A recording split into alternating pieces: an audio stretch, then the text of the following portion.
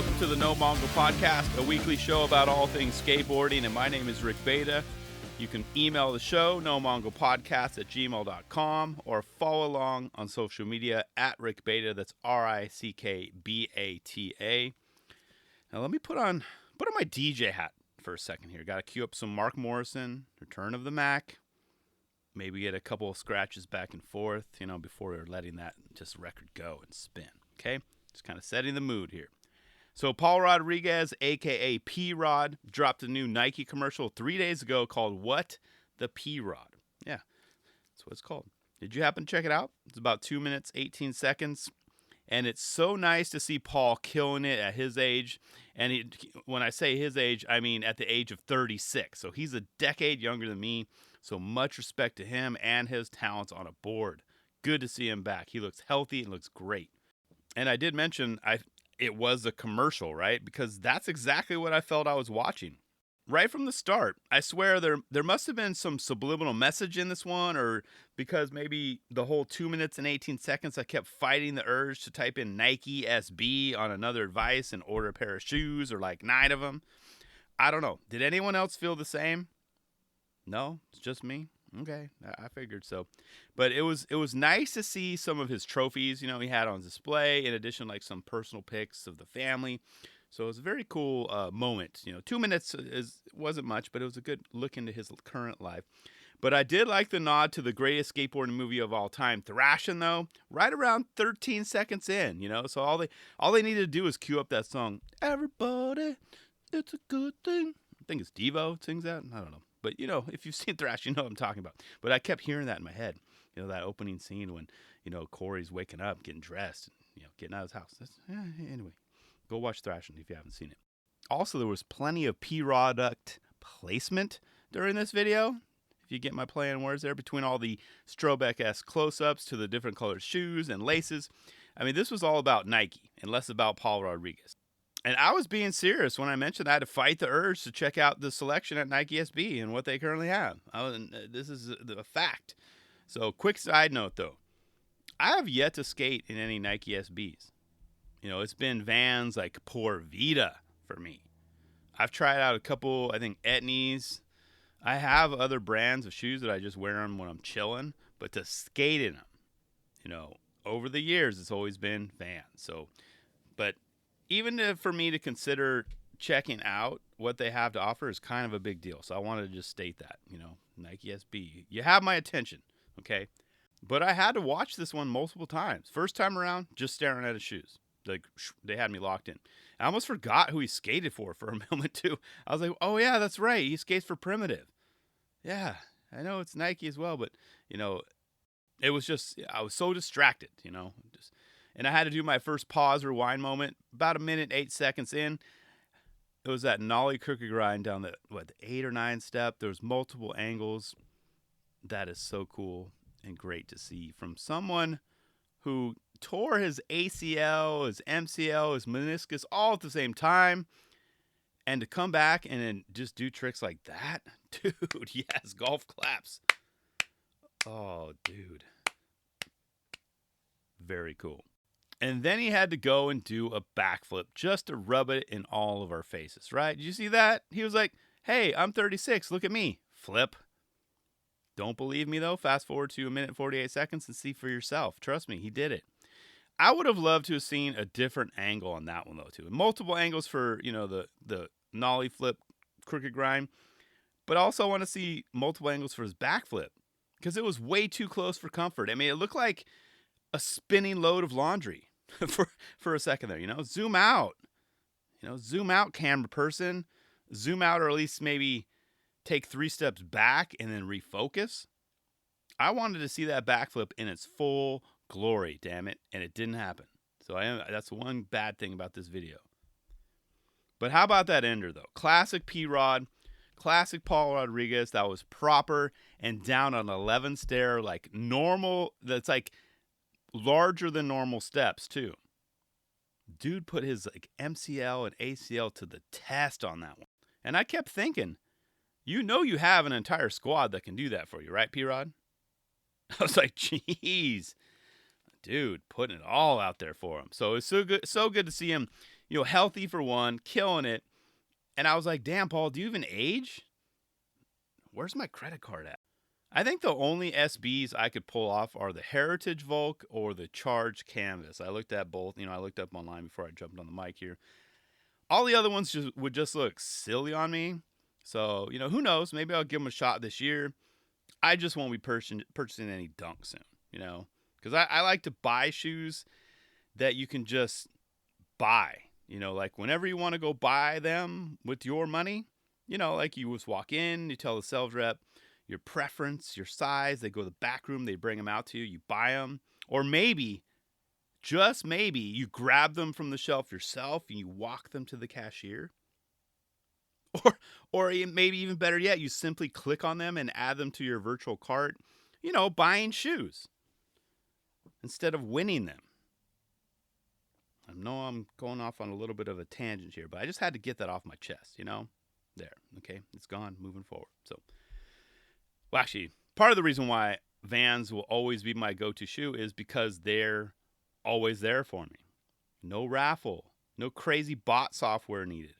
Always there for me when I want to buy them with money. It's a very interesting concept, I know, but eventually Nike will catch on. They will.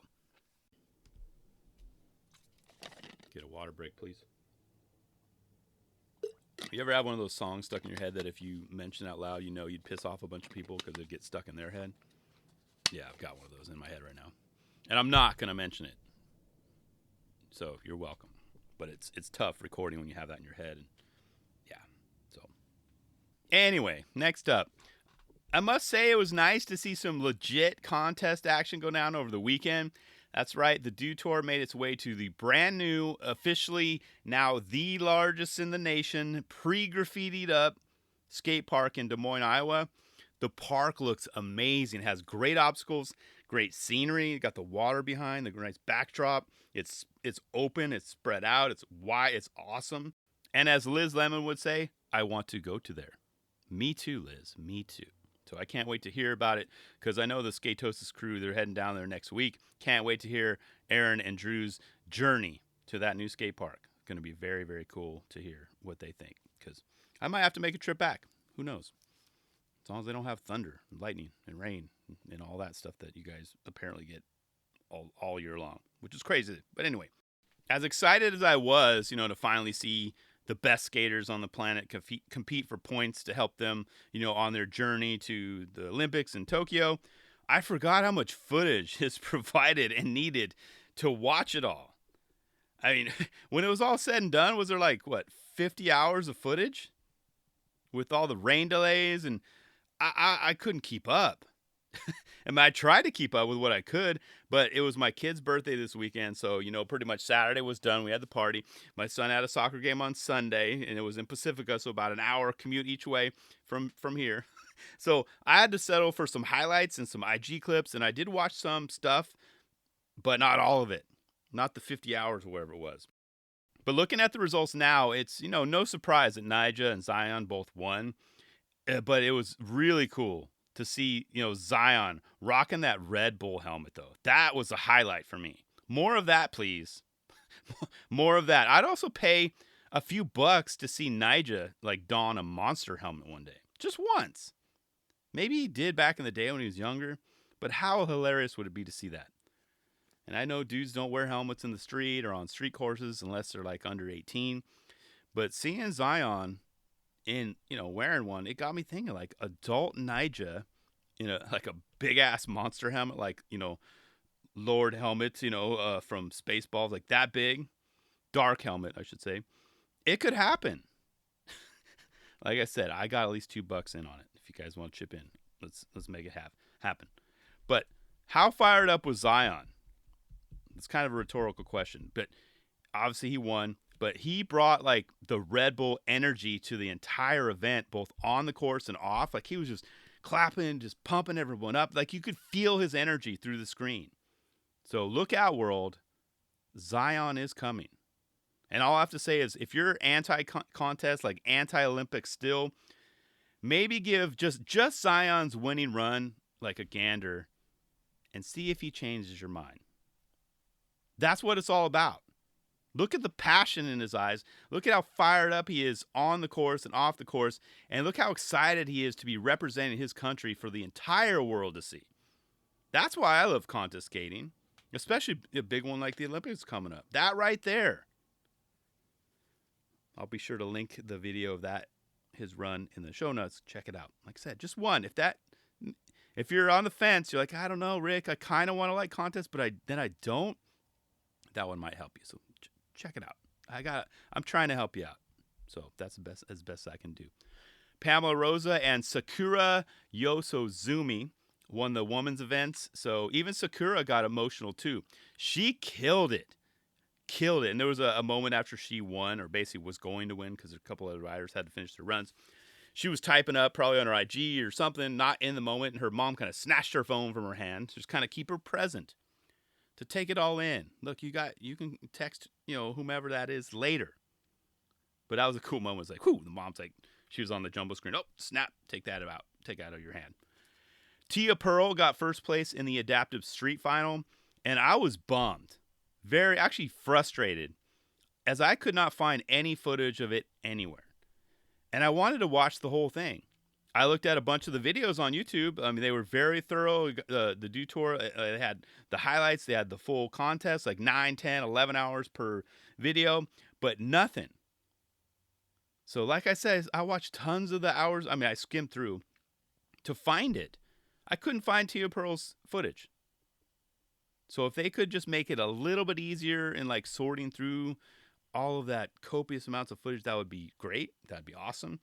But on a side note too, if there is footage out there of the women's adaptive contest, please send it my way. I don't know how I missed it. I seriously was looking hardcore for it. I couldn't find it.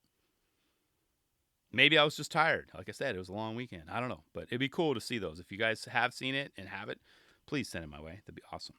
But I did watch all of the men's adaptive, though, and that did not disappoint. Was so, especially coming off last week, I was bitching about how just I had a rough week skating, and I was like, damn, ever have those weeks where you just feel you suck? This was very inspiring. This is another thing I needed to see as well. And even on I kept thinking, like, even on my worst days on a board, it's nothing compared to what some of these riders have had to overcome and still continue to overcome on a day-to-day basis, a session-per-session basis. So cool. I mean, you had blind riders, of course, Dan Mancia. You had, riders that were deaf. You had guys in wheelchairs. You had the whole gamut. And it was so inspiring. So damn inspiring. And even having to adjust or not, I guess, depends on how your body is, to slamming looks so challenging. You know what I mean? Because if you only have like one arm or a half of arm, that's going to affect your slam. So things like that just got me thinking, like, damn, so inspiring, so cool. I know I'll continue to get caught up on all the footage from this event, maybe eventually get through it all. But if you haven't seen any of it yet, and you ask me, hey, Rick, you know what? I don't want to watch 50 hours or whatever it is of it. What do you recommend? I'd just say watch the adaptive events. Adaptive events is where it's at. Just start there, because they were amazing. Very good. It was great skating, great trick selections. That's all I got to say. Start with there. And I know what you're thinking. You're probably thinking too right now. That's great and all, but you haven't mentioned who won the men's adaptive street and park finals yet. Did you forget? No, I did not forget. Actually, I know I mentioned this a couple episodes back, that I hoped I'd never, ever have to bring back my new segment. But I guess it has to be done. With that being said, Felipe Nunez. What the hell were you thinking? You can't win both street and park events. You can't do that, Felipe. No. That's not fair, man. Everyone gets orange slices and ho-hos. Everyone gets a trophy. These are the rules, man. I don't make them up. You can't just straight dominate like that. That's not cool. Not cool. It's like, and that's what I was saying. Like, what in the hell were you thinking? Save some space on the podium for others next time, okay? Felipe straight killed it. Bravo, Felipe. Bravo. Yeah, you know I love you, Felipe. Yeah. So he's officially the man to beat from here on out. I'm shrugging. Good luck to all the other adaptive riders, although you guys and gals, you're very inspiring, but it's going to be a while until you can take this guy down. So just practice. Keep practicing every day. Hell, he might even have aspirations of taking on men's adaptive vert. It could happen. He's already done the adaptive loop. The man's on fire, and he's only just getting started. That's what's scary. That's why I wanted to point it out. He's only just getting started. So, very insane. Well done, Felipe. That, like I said, watch the adaptive, all the contests if you can, but the adaptive street and park, that's where it's at. Watch it, watch it, watch it. So the next Olympic qualifying event will go down in Rome. That's on May 31st to June 6th. Needless to say, I can't wait. Let me know your thoughts. And finally, this next segment is inspired by the crazy play-in and play-offs that went down in the NBA last week. Don't worry. It's going to go into, it's going to tie into skateboarding towards the end, so don't worry and just freak out that you think I'm just talking all about sports right now, okay? And yes, of course, the Golden State Warriors were eliminated. That one stung a little. Well, it stung twice because they lost to the Lakers. They were still in it as I think they were 7th seed, but then lost to the Grizzlies. So, double whammy. Thanks for coming. But that's fine. It's all good. I mean, they'll be back with Clay next year, and we'll see how it goes. Okay? I can read your thoughts right now. So now that I got that out of the way, I wanted to talk about, shift to LeBron James for a moment here. He had such a strange week. I mean, he's been known to do some, how best do I say it, alleged acting during his games. And I'm not talking like Space Jam 2 type acting, more specifically his acting on the court. He's been known to do this. It's been known for years. He has a nickname, which I'm going to get to in a sec.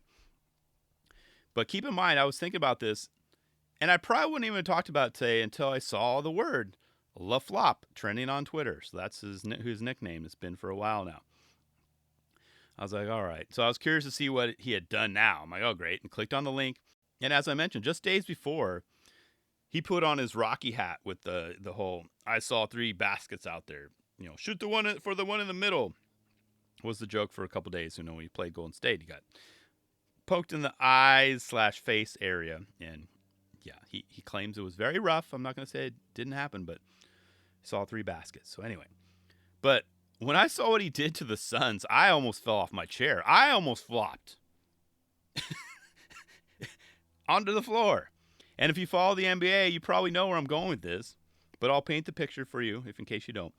There was a moment during the Phoenix Suns game when LeBron was charging towards the basket, okay? He's 6'9", about 250 pounds, against Chris Paul, who's only about 6 foot, maybe 180 pounds, okay?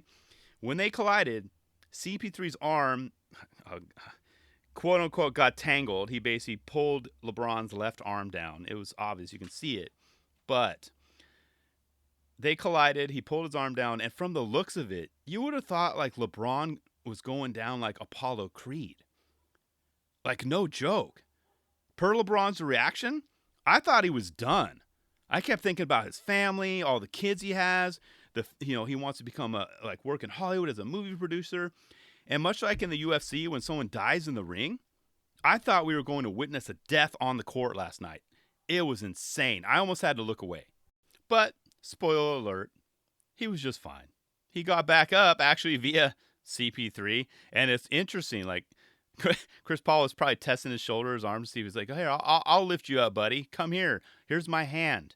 And there was a scuffle after both teams were kind of fighting. And it was, as I said, LaFlop started trending on Twitter. So that was why. Okay, so now you get the whole backstory on it. So remember, I didn't make up this hashtag, but I thought it was hilarious to see again. I'm like, oh boy, here we go again. But much like when I talked about cheating in sports and how there's no cheating in skateboarding, that was episode 51, if you want to circle back and listen. I feel the same way about flopping. Flopping is so lame. Is it necessary? Maybe. I mean, I guess. If you don't know what flopping is, it's basically faking or greatly exaggerating an injury to get, either sympathy or get a call or something from the ref or get a call against another team. Okay, it's a tactic that's been used for decades. It's well known, especially for soccer. They're notorious for it, especially during the World Cup. Dudes flop around like fish out of water. It looks like they're in complete agony, and then seconds later, they hop right back up like nothing happened. Like gaslighting everyone. And my son plays soccer, as I mentioned, and I've already told him, don't you ever flop. Never, ever, ever. Even if the coach tells him to, or tells him, say, hey, you're going to flop, because I don't know if this is taught or if it's like an unwritten thing. Like it's a tactic. But I told him, I will always call you out on that. Don't ever flop. Play the game legit. Be serious. Don't try and fool us because it's bad. Flopping's that bad. But back to my point and inspiration for this segment as to why skateboarding is still the best damn sport on the planet. It's because there's no flopping. At least none that I could think of.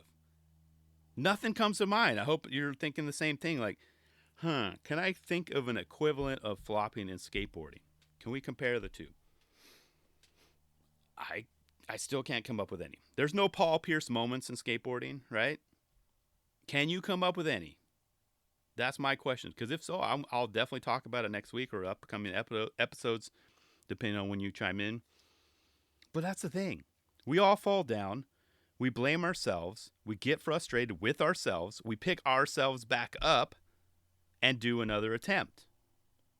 No need to get like sympathy points from refs or attempt to make other players look bad or other skaters look bad. We don't have that. And that's what's amazing. Those who follow sports know you can come up with at least a dozen different examples of flops right off the top of your head. It's funny and scary, right? Because it's a tactic. It's been known for years, but it's accepted for most people. Most people are like, it's part of the game. I think it's lame. But it's not in skateboarding. And that's awesome. We are all involved and love the best damn physical activity on the planet. Hands down. Mic drop. Boom. Cue up We Are the Champions. And in Tom Hanks' voice, there's no flopping in skateboarding. Thanks for tuning in this week.